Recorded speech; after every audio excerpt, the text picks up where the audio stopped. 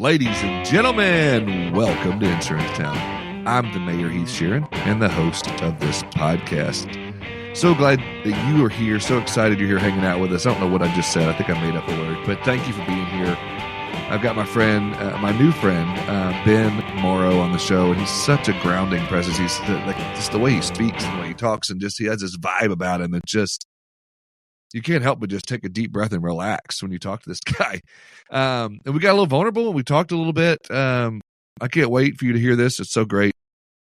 This episode has been sponsored by, or is sponsored by, my good friends over at Smart Choice, the fastest growing agency network, hands down. They have $11 billion in written premium and 10,000. That's a lot. 10,000. Sorry, I got caught up in that number. Like, man, that's a lot. Agencies across the country that use them.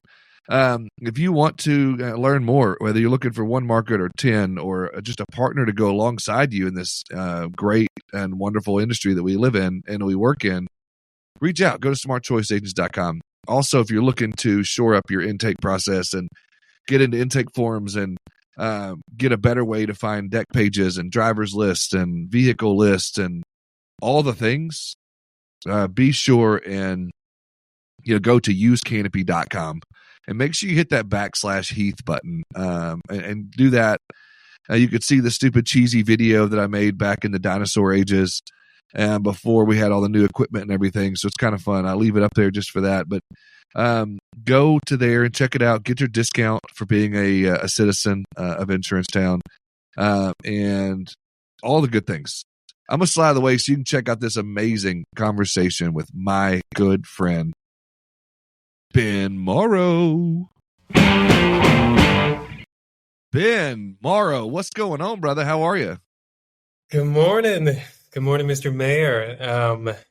I'm good. It's spring break right now. I have a 9-month-old son and a 2.5-year-old daughter, so they're here. We've got a full house, so a lot to be grateful for. And, some unexpected potholes when it comes to working remotely. Yeah, dude. So just feeling the spring, feeling the excitement, the bloom energy, and a lot of aspects of my life. So I have a lot to talk about, Heath, and I'm happy to be here. Hi, everyone. Yeah, dude. A 9-month-old and a 2-year-old. Like, are they normally in school right now? Do they have somewhere they go or a daycare they go right now? Because I figured they were home all the time at that young. Yeah, it's true. We're really lucky. So my daughter, the 2.5-year-old, she's got like a pre-K that she goes to from 8 to 3. So it's pretty comprehensive childcare. And usually it's just my lady downstairs and across the house chasing our 9-month-old, who is gigantic. He's about a 30-pound 9-month-old. Wow. So we took him to the doctor. There's the height and weight chart. There's the 1%ers. And then there's him about a couple inches above that for height. That's hilarious. So he was a 10-pound baby, and he's a lot to handle. Yeah. Dude, I get it. But that being said, let's take a walk down memory lane, and why don't you tell me a little about you, or tell the audience just who you are and what led you up to today, really. Yeah. Wow. Thank God somebody wants to listen to me talk. That's a really lovely dude, for question, sure. and I'm happy to give some real color. So my name's Ben Morrow. I'm currently the go-to-market person at Claims Concierge. I started doing that 2023. So it's been about 2 years now. Before that, just on a personal level, I'm an identical twin. I was born in New York City, and I've had a pretty unique upbringing. New York was my home base for a couple of years, but pretty much since preschool, I've moved a lot. I moved 25 times in the first 18 years of my life. Wow. So very nomadic experience. I was not a military child. It was for every reason you could imagine except for being in the military. So theft, wars, education, sports, politics, rent, you name it. But we just moved a lot. And I had to really find a strong sense of self considering that. Thankfully, I had an identical twin brother, right? To take it all our rage on one another, but also to really witness each other with that unique upbringing. I went to high school and college in Eugene, Oregon. So big Oregon Ducks fan, if there's any sports folks out there. Heck yeah. And after that, moved back to New York City, got into software and tech. I've worked for some really well-known software and tech companies. And I graduated from college in 2019. I'm 28 years old. So about 8 months after that, COVID happened. And I was on another marathon of Lord knows what, right? Yeah. In terms of moving. I was in New York City in the height of the pandemic. I got COVID February 1st, and I was incredibly sick. And I'm a very health-focused human. I try to take care of myself. I do a lot of breath work, meditation. I just noticed I couldn't breathe into my chest one day and no longer was opening. And I had a really intense COVID month where I got to catch up on a lot of movies that I'd wanted to see. Yeah. Soon after that, the company I worked for got acquired. I moved to Albuquerque, New Mexico, started working for a COVID testing company called Curative, a bio lab. And I immediately kind of became our key accounts person. So I worked with the city of Los Angeles, Aspen, Colorado, Willis Towers Watson as their point person, directing folks through COVID testing in the height of the pandemic. After just moving to a place I didn't know anybody. And there's just been a lot of seemingly turbulence as the stage of my life. So anyway, I'm saying this hoping it catches some listeners' attention just to keep going. But it's a pretty unique perspective. I worked at Curative for about a year before the United States government stopped subsidizing those tests and the business changed dramatically. I started working as a director at a nonprofit for about a year and then found out I was going to be a father. So moved across the country again, got back into corporate technology, working at a big SaaS company.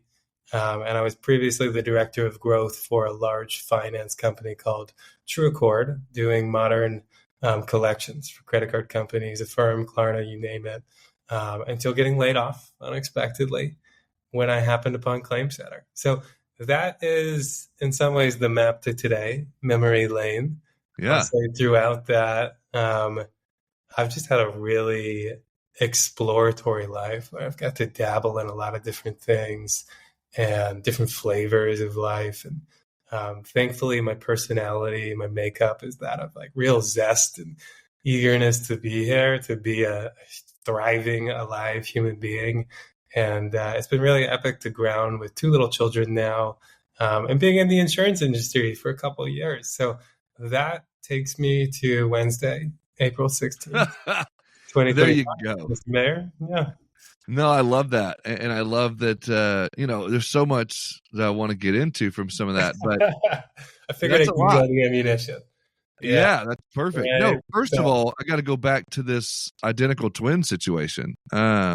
And so did your parents dress you alike as kids and like make you wear the same outfits? Yeah. So being an identical twin is a really unique perspective. I think particularly when you're 2 dudes who are hyper competitive beings. Yeah. I was always dressed in blue, as I am today. Benjamin's blue, and my brother was in green because as babies, when we were my son's age, you couldn't tell us apart, right? I still look at pictures, and it's tough stuff.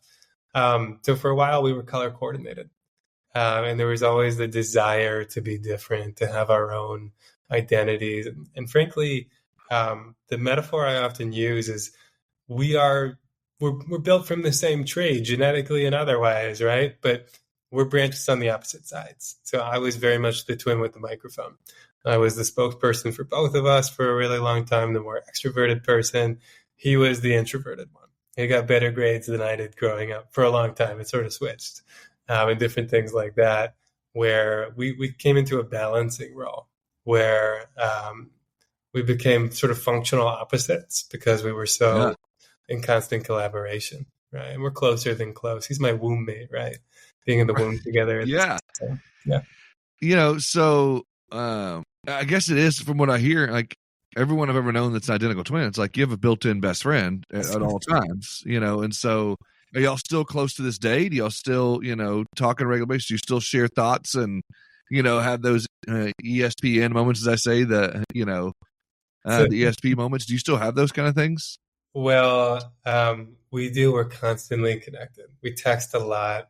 I think just being a twin, again, the identity thing is a big component where you want to be an individual. And when I was a younger adult in college and even in high school, we took space in different ways to really just become more of our unique selves. There was a period in college where I just could not stand my brother. I'd have a 15-minute rule with him before I'd get too pissed off, right? He's moving back to me a lot of things that I didn't like about myself, all these different irks, etc. And I'm so eager to spread my wings. So I still see him every day. It'd just be no more than 15 minutes. Yeah. So Yeah. do y'all still live close together now, or is he far away here? So I live in Lewisburg, West Virginia. If anybody's ever been to the Greenbrier or played golf over there, I'm about 10 minutes away. Lewisburg is a little hippie town. A bunch of folks moved here after Woodstock when that took place to cultivate land. And a bunch of awesome artists, chefs. It's also a really political town in West Virginia. Jim Justice lives here and other folks like that. So it's a thriving bubble. I'm really blessed to be here in terms of the price of housing and things like that, but also having this amazing intersection of other places coming to West Virginia, of beautiful people, of great food and things like that. So it's actually been voted coolest small town in the United States a couple times. That's awesome. So swing on by. My twin is in Portland, Oregon. So he... Oh, wow. Yeah, so I have to warn my friends at Hawksoft, like Kenny, if you know them. If you see somebody you think is me, it's not. Right. Yeah. That's hilarious. Got to deal with that a lot in our lives. So. Oh, that is funny. Yeah, it sounds like, going back to, you were talking about, and it sounds like you still are pretty in touch with, yourself, spiritually, mentally, physically, you're still pretty, in tune with all of that. Is that something that was ingrained in you as a child? Something you were born with, something that your parents were into, that wellness journey, or is it something that you've kind of been intentional about?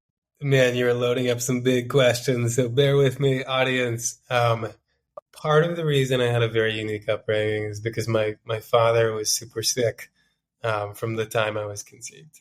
So my dad had multiple types of cancer when I was growing up. He was very sick. He was eating out of a feeding tube my whole life. Oh, my gosh. Very wary body physically. So he was on the brink of death for really about 10 years to start my life. He passed away when I was 13. And then my mom passed away when I was in high school, also with cancer. So I had a lot to unpack. Right? I'd moved many, many times. I've lived in Texas, New Jersey, New York, Oregon, Vermont, back and forth many times at lots of different homes. And I was in high school without parents. So I had to figure out what was going on. And for a long time for me, that looked like physicality. I was a 3-sport athlete. I was really into my body, and I would just move energy. All right, drop back into the now, that epic runner's high, surfer's moment. I was a big basketball player, would be how I'd come back to myself. I fractured my kneecap and tore my rotator cuff at the same time. So I ended up in a wheelchair right before my mom passed away. And I couldn't do any of those things. So I was forced all of a sudden to be with myself. I literally couldn't move. And I had this mountain of newly active grief and other things in my life. And I was still myself. I wanted to thrive. I wanted to be. I didn't want to miss out. I wouldn't say I have a fear of missing out. I just have a real thirst for life, and I didn't want to be left behind. So miraculously, I lived in a duplex at the time, my brother and I, while still in high school. And I had somebody move into the other apartment in the duplex who was an Ayurvedic grandmaster, and he taught me how to meditate. I would hang out with him every day this summer after graduating from high school, sit in our front yard with our dogs, and I would meditate and I would connect with my body. I adopted an Ayurvedic diet. Ayurveda is Sanskrit for the science of life.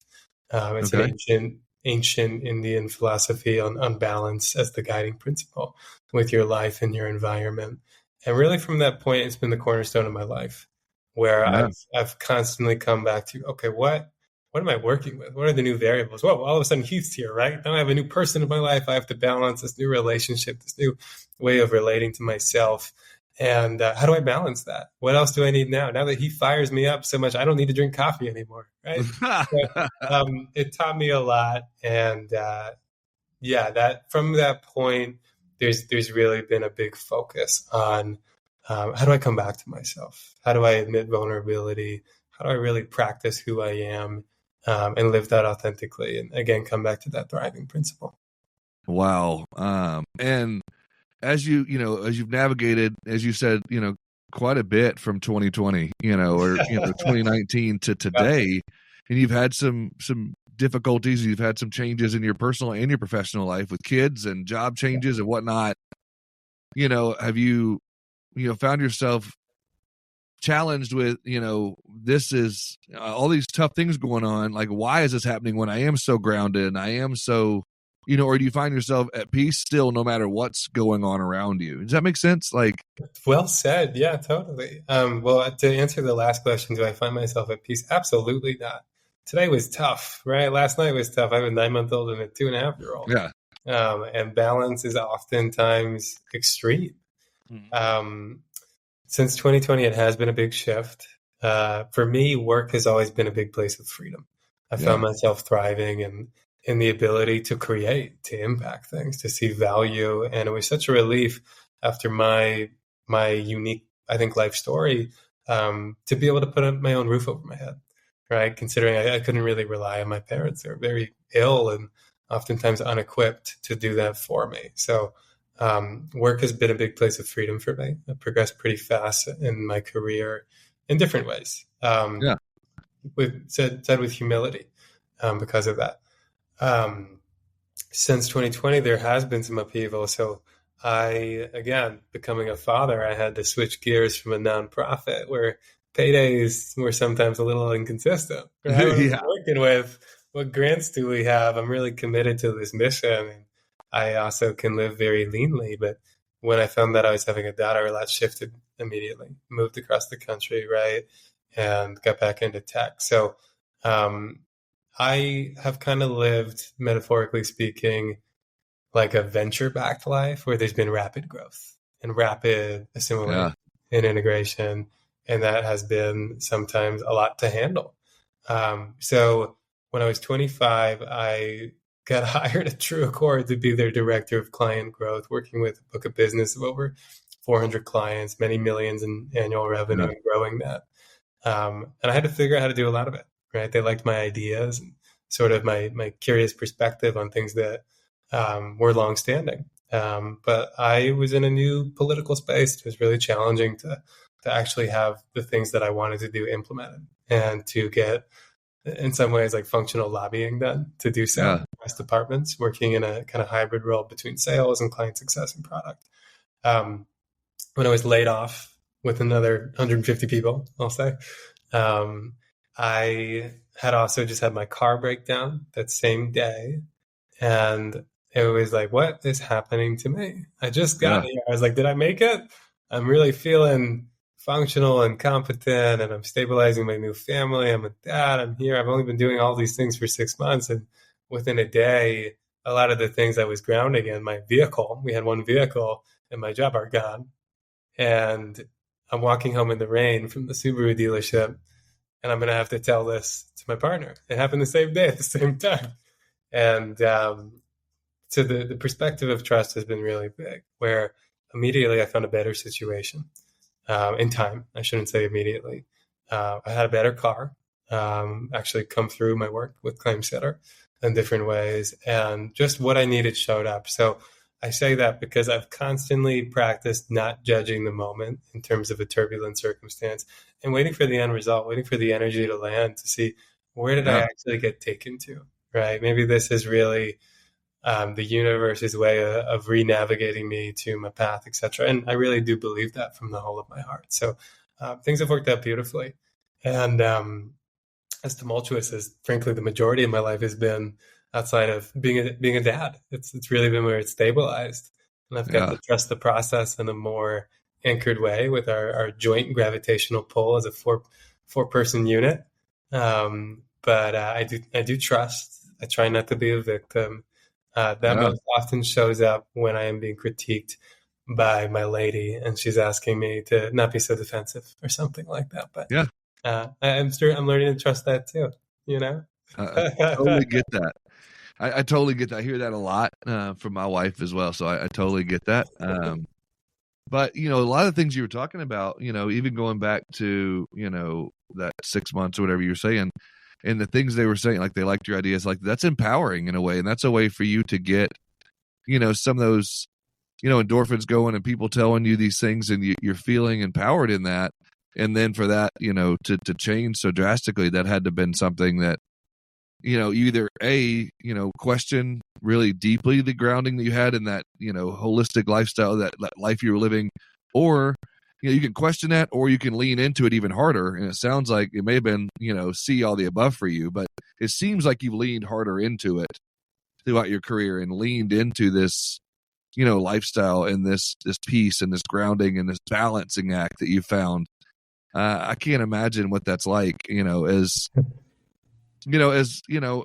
you brought up the insurance industry, and you've been in it for a couple of years now, and you probably figured out really quickly, this is a different marketplace than we've ever been in the world, not to mention, but also in insurance. We're in the longest hard market cycle we've ever been in.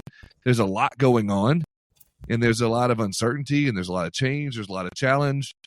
And so, A, I'd love to know how you chose the path of insurance, and B, what that's been like for you stepping into it. Maybe it's a normal thing for you. It's like a normal Tuesday for you, considering what you've been through in your life. But has that been a transition for you, and it's something that you're enjoying being a part of the insurance industry, and it's something that you've, drawn some energy from?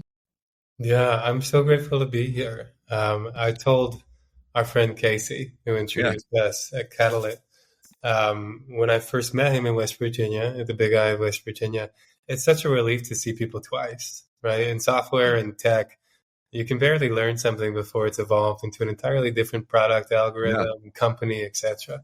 So people are coming and going a lot. There's a lot of flux, also because those companies are changing their operations so dramatically. How many people work there? Did they hit proof of concept where they hired another 100 employees in 30 days and are now trying to figure that out, which is very typical in tech, right? As you're seeing 100%. With a lot of capital being expended and then figuring out the rest later.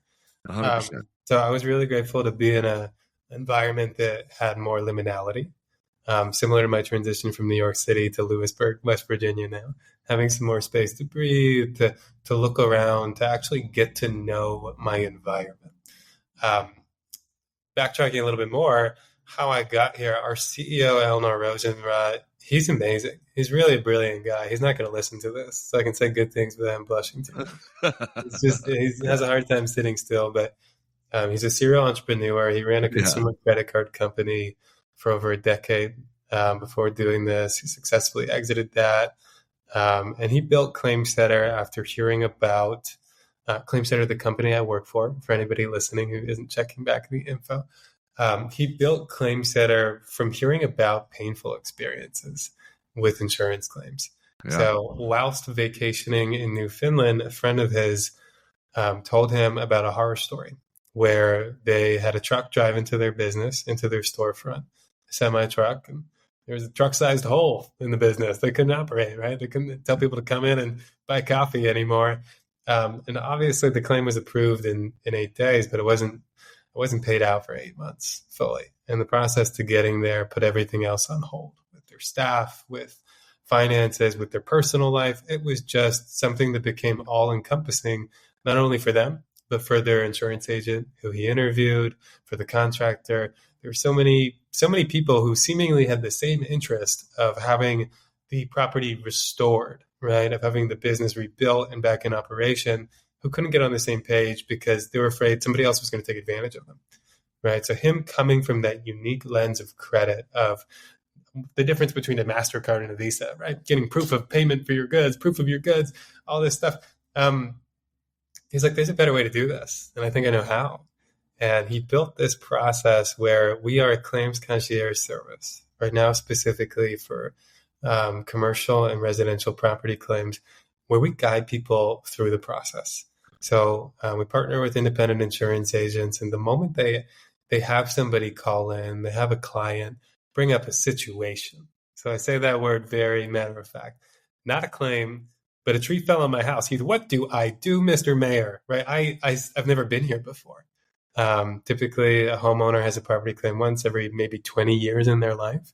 It's not something they're familiar with, and there's a lot of checks and balances. There's a lot of ducks to shepherd, it's a big process, right? Sure. And when your home or your business is impacted, you have 3 kids, you have more than me, right?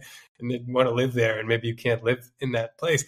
Everything's on hold. So Yep. it's the most severe moment in terms of your attention, and everything shifts to a new gravitational pull with your home or your business. So when it's a situation, when there's not a claim, when that person doesn't know what to do, we partner with independent agents, and they can let their client know, or their customer service person can let them know, hey, Casey, we have a claims concierge. It's a complimentary part of what we do. They're going to reach out to you shortly, or you can give them a call at this number, and they're going to guide you through the entire process. They're going to begin by getting a vetted contractor, somebody who's legitimate in the area, to give you a free quote. So we know what we're actually looking at, right? Can you fix the water leak? Or is this just a waterlogged floor that needs to be ripped out and revamped and reconstructed, right? If it's meant to be something filed, we will. But otherwise, that can impact your policy. So we actually, we delete about 70% of claims from getting filed, because we solve it before it's a claim in a situation, right? Something that shouldn't be filed, it's not going to be covered. Maybe they don't have flood coverage, whatever it is. So we're mitigating a lot of things from being filed and showing up on the book, and mitigating the need of the client, of the home or business owner, from going down a process that's painful and they don't have to go down, right? So we're stabilizing it in that sense. If the client does have a claim, right? So they've been given a full quote from one of these vetted contractors who's not your cousin Joe, who's handy and knows the metric system really well, right? They say, Heath, you're looking at about $54,000 in damage. Now would be a good time for you to talk to your insurance agent, Casey, and figure out if this makes sense to file, right? So that's the next check, where we send them back to their agent, look at their coverage limits, their deductible, et cetera. Does this make sense for me, right? And this is really the opportunity for the agent to not just be heroic, but follow through with their promise of selling insurance, right? Of saying, hey, we've got your back in case you need us, and show up in a way that builds not just rapport, but trust moving forward for other policies, for a longstanding relationship, and frankly, just for a continued relationship. There's a lot of churn with the claims process. And from there, what we do is we bring our bookkeepers, our ops team. Again, think of us like Switzerland. We're a neutral party that's going to do all the paperwork and make things really fast. So we bring our Swiss team, so to speak, to the table. We will take the contractor's quote, and we have claims preparers, not adjusters, but preparers, who are going to take the contractor's quote and translate it to a fully baked loss file for the carrier's adjuster to say yes or no to. So we're translating it to Xactimate report, so it's an aggregate average for the materials, and giving them everything they need. These overworked, overwhelmed people, frankly, are oftentimes underpaid, to be truthful. The ability to look at this and say yes or no in one sitting, instead of having a 8-week adjustment period where folks are trying to scramble for new details and things like that. It's not $12,000 for shingles scribbled down on a piece of paper and the adjuster's like, excuse me, no, right? It's baked, it's complete, the pie's in the oven. So once the claim has been approved, assuming it has been approved, we actually bring a financing component. We will cover the cost of all of the adjusted materials and the approved work order of materials up front. So the biggest claim we process is $6 million in the Palisades. We've done some other big fire ones as well. And we'll purchase all the materials that contractor needs. Again, have already been approved up front for them, so they don't have to go out of pocket. So we're buying in bulk, we're reducing the cost of the claim for everybody, and we're making it a lot faster. From there, we're then paying for what the contractor has actually completed after the home or business owner has said so, right? So every week when they're done with what they're doing, they're putting back together your porch, Heath. You can look at your cobblestones and your arch, and you can check the angle, and you say, okay, this is up to snuff. You let us know, we wire them the check, they're paid. We do that from start to finish until they're done. If there's a discrepancy, we can see the pothole in the road, right? We're not enforcers. We're Switzerland. We're not coming in like a big armed power here, but we're going to say, come to an agreement. You're in charge, homeowner, business owner. Now's your time to make a decision that's right for you, the contractor. We can fire them if you want, or whatever else it is. They're in control, right? So as it's approved, we keep going. Once we have finished the project, we get signatures from everybody involved saying so, and we wait for repayment on the back end from the carrier. We fully pay out the contractor everything, and it's typically about another 8 weeks before we're reimbursed. So if you're a finance person, you can think of it like factoring for insurance claims. I come from a lineage of factoring, so I guess it's in my blood to be doing that. But that's what we do. It's something that I was really excited about because for me, it's something needed. It's more uncomfortable, right? It's something where you really got to show up and look at what's going on. And I think, frankly, everybody does have the best interest of the client in mind. But insurance agents, carriers, can you think of a more risk-adverse population on the planet? I don't think so. So if we can give them what they need to move forward and put butter in the pan, we can cook something beautiful, right? So we've been able to help folks. And typically the results we're seeing are about 2 to 4x increase in speed for property claims. We've got a lot of happy clients across the board. We're operating in 26 states with a real ecosystem. We can do everywhere except for Florida and Louisiana. And we're at the point where we've really proofed that concept, and we're hoping to raise some more capital quite shortly to keep going and bring this to more agents, to more homeowners in distress, etc. So Anyway, that is that. I'll stop talking. No, that was perfect. So much there. I don't even know where to really begin on that. But like when you talk about the client, within any claims, process, there's obviously, as you just brought up, there's so many different parties involved. And so you got the carrier and the agent, and you got the claimant. But then on top of that, you're dealing with, sounds like you're dealing with contractors, and you're dealing with bids, and you're dealing with materials. And so when you're looking at this, like, on behalf of who are you doing all this? Like, who's your true client in that? Is it on behalf of the claimant, or on behalf of the carrier, on behalf of the agent? Like, who are you? Like, that's a lot of balls in the air, a lot of things to juggle. Absolutely. So we are, Switzerland is banking for the rest of the world. And so to speak, so do we. Our client, our real client, the person who's signing with us, is the policyholder. Right? We want them to have the best experience. We're more focused on them than anybody else. Sure. They're the one who's really in distress. They've got a problem for us to solve that is the most urgent. So I'll say this to kind of give background. Our service is entirely free. There is never a charge for the insurance agent, for the carrier, or for the insured, for the policyholder. The only person who bears our cost is the contractor. We charge them 10% of their profit, right? 10% of what they're making for the job. So it's a separate fee from the claim. The contractors we send a pipeline of referrals to, where we bring them in with this. And if they're gracious, if they are very responsive, right? We have a 1.5 strikes and you're out rule, where if the contractor didn't get us a quote 36 hours after visiting, sorry, now you're really on thin ice. If they're not prompt with the adjuster communications, whatever it is, we're not going to continue to work with them, right? So we give a lot of value to the contractor in terms of them being cash positive the whole time. They never have to go out of pocket. We're doing all their paperwork. A lot of contractors, we try to recruit, say, I don't want to work an insurance claim. I don't do that. Right now, I strictly do custom home building because that was too painful. It's too much of a what if, maybe I'll get paid, waiting game, etc. So we're solving a lot of their pain points. At this point, we have contractors across the country who we have a reciprocal relationship with, meaning they send us jobs. Sure. They want us to finance them. They want us to do the paperwork. So they bake us into the contracts they have on their iPads when they're going out and doing home quotes, etc., after storms and things like that, so that we can expedite the process. So do you guys act on as a GC in these situations? No, we are just claim center. The contractor is doing the repair work.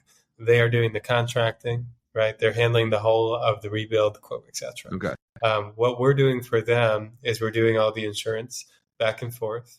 We're making sure the policyholder has what they need. Yeah. We're doing all the financing, everything to do with the mortgage company, you name it, throughout the whole process. The certificates, the whole exactly. subcontractors, all of those things. Well, the contractor has to be in charge of their contractors. We'll only work with one party. I was meeting with a very wise chief claims officer yesterday who was telling me that their biggest pain point is contractors not following through, right? In terms of, okay, contractor says they're going to show up on a Monday. What Monday? Are we talking about April? Are we talking about 2025, 2026, right? And just having consistency is a big thing. So again, we have these different integrity checks that are built in for the client to be in control. It's really a built-in balancing system to make sure that everything is done on time and well. If it's not, we know what's going on. So we mitigate a lot of the contractor wishy-washiness, right? Sure. Again, bringing in somebody vetted who's actually in the location, all the things to be. But we are not a contractor. We're not an insurance company. We are really a middleman, claims processor, An and advocate. financier who's in between, right? So we're also constantly deferring back to the agent, the carrier. We're not a public adjuster. We're not doing any adjusting. We want the agent to review your policy with you once you have a quote, to be your legitimate licensed advisor, to continue to build that relationship. We are going to just make it all move faster and make sure everybody has what they need. So yeah, So so your expertise and your value adds in the organization. Yep. Correct? Yeah, my expertise to claim center or to the to claim center. yeah, Like so when you for them to hire you, like claim setter's expertise and their value add to the claimant is the organization and getting all this together and the financing and all that kind of stuff.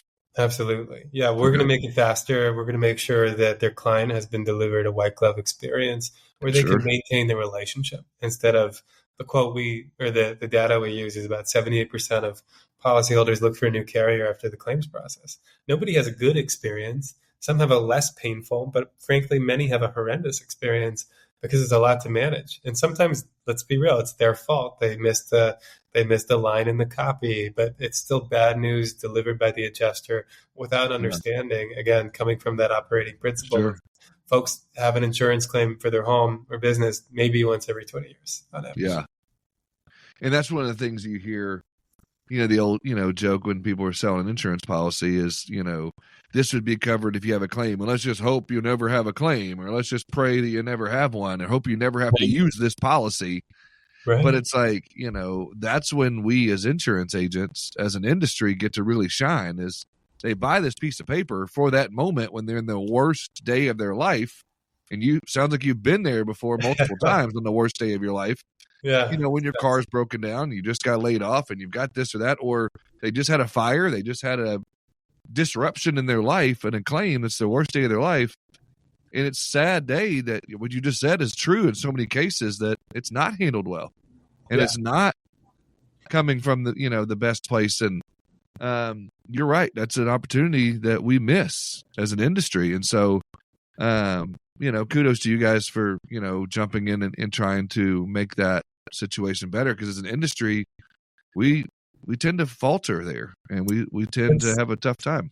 It's a human error. I think the bottom line is when something goes wrong, there's overwhelm. It's not expected, right? You could say, I got insurance because I was preparing for the hurricane, but when Hurricane Helene takes your roof off, knocks down your carport, and you have a tree on your front porch, you weren't expecting that.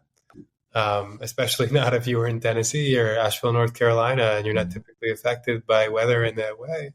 And you want to go to the expert. You need support in your overwhelm. Again, like the parental metaphor. When I'm overwhelmed, I lean on Sophia, on my lady, right? Right. You go to your partner. So the person they're looking for in that situation, for my 2 years now of being a claim setter, is their agent when they're really distressed. And for the agent, instead of saying, hey, call the 1-800 number with your carrier, to say, we have a claims concierge.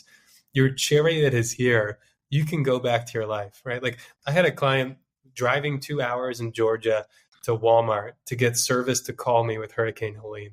And we'd have about 10 minutes to talk each time. He's getting urgent food supplies. And he was so grateful each time he's on the phone with me to figure out the next step of how he's going to get his home back, to ship shape. That's the type of situations we're dealing with. So going back, long story short, why did I get here? Because I like to be involved in these crisis situations too. Because whether it's been COVID or my tumultuous experience in some ways of just chaos, right, of my life, I think I have a unique resume of being qualified to not only engineer within chaos, but show up and stay grounded and actually be a supportive presence to these folks on that first call where they're saying, this happened. And I can feel the cortisol, the pace of their heart beating through the phone, etc. So I don't know if this is exactly what you were asking, but how did I get here? Why was I qualified for this job? Eleanor, our CEO, asked me when interviewing me, I want to see how well we disagree. Right? This is what wow, that's fun. Tell me I'm wrong, and I did very rudely for about an hour and a half, and Then he introduced me to his number two, Sharon, our head of ops. And we did the same thing. Sharon's a sweetheart, but also in some ways our driving force, the one with the whip making things go. And I like to think, have a very cohesive approach to learning, to iterating. We think really big in terms of process. We're innovators, but we want to cater. We want to make sure we have a method to the madness. So when I started at Claims Center, it was just commercial claims. It was a tiny blip of business we were trying to cater to. We've built the offering about 300 times over to what it is today, where we've worked with over 100 agencies now. We've processed over in the three figures of claims. And we've really built a proof of concept where we're ready to scale, and we're hoping to raise money shortly for that as well, to take on everything from other claim verticals, to also take more ownership in the industry of folks having a better claims experience. So we're ready to introduce ourselves, Heath. Yeah, as you're getting ready to do that, and as you're, obviously, you guys are doing something right. You've been here and you're on this journey for longer than 6 months. You've been here 2 years now, it sounds like. Things are going well there. What, if you don't mind sharing on this, it's just me and you and the audience, Just the world, just us. What are some of the, if you can share any of that, what are some of the biggest pain points you guys are struggling with? What are some of the things that you guys have run into, some hurdles that you guys at Claims Center are having to jump? Well, maybe we can help as an industry.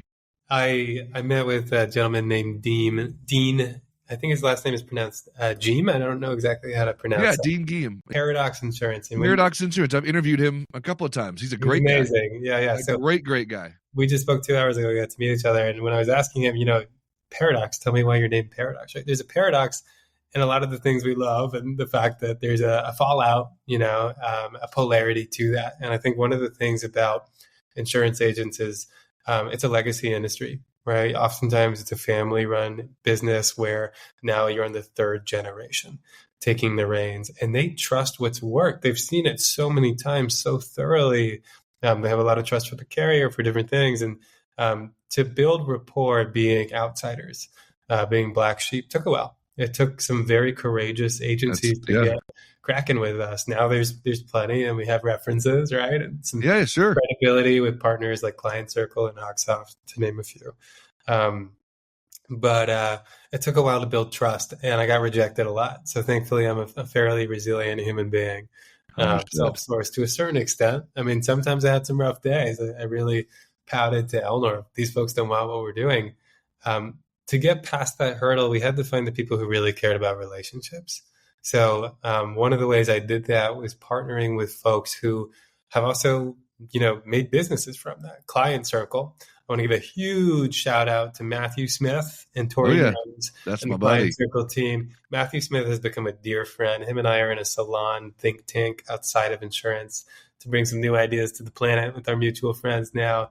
He's just been an amazing collaborator. I always say he's the most interesting man in insurance. I love that guy. Quickly and utterly, Matthew Smith, you're the man. We appreciate you. Right? For sure. Like, I had an opportunity to interview him, and I've gotten to text and talk to him and call him several times. And, I can call him friend, and I'm proud to. He's such a good dude. I'm proud to do the same. Yeah. And I'm a big fan as well. So very cool. So a little bit more about Client Circle before I shift, because I can't shout out Matthew without shouting out Tori. Oh, yeah. Tori, their CEO, he's just a steadfast builder, right? Like Matthew has an idea, but Tori has a solution to that idea. So they're an amazing 1-2 punch in a lot of ways. And I reached out to them to request a demo to their prior chief revenue officer. And I was like, your mantra is retain, grow, sell. That's what we do. We want to help agents retain their book of business, serve them better, grow the relationship, and just expand from the point of client success and nurturing the relationship. And they've innovated so many different pathways to do that, where they've actually become our infrastructure backbone. So anybody who works with Client Circle can have a really kick-ass claim setter experience, where our data feeds go back and forth, and we can automate a lot of things, including real-time notes and things like that. So if you work with Client Circle and you're interested in what we're saying, shoot me a message, reach out to me on LinkedIn. We're ready. The red carpet's already been rolled out, and I'd love to see how you walk it, And then in general, our biggest pain point was getting folks to follow through. So we had a lot of agents say yes, right? We're not billing them, but far fewer become what we call super brokers Okay. who have made us really a functional part of everything that they do. We're kind of a included employee with claims and things like that. So the super brokers are the ones who really want to take care of their clients, and finding those folks who are not only afraid of the overwhelmed claim, of facing it, of the bitterness they might be facing from their client, of no fault of their own. I understand it's a lot to deal with, of wanting to meet the metal of the most intense experience that shows up in your workday, right?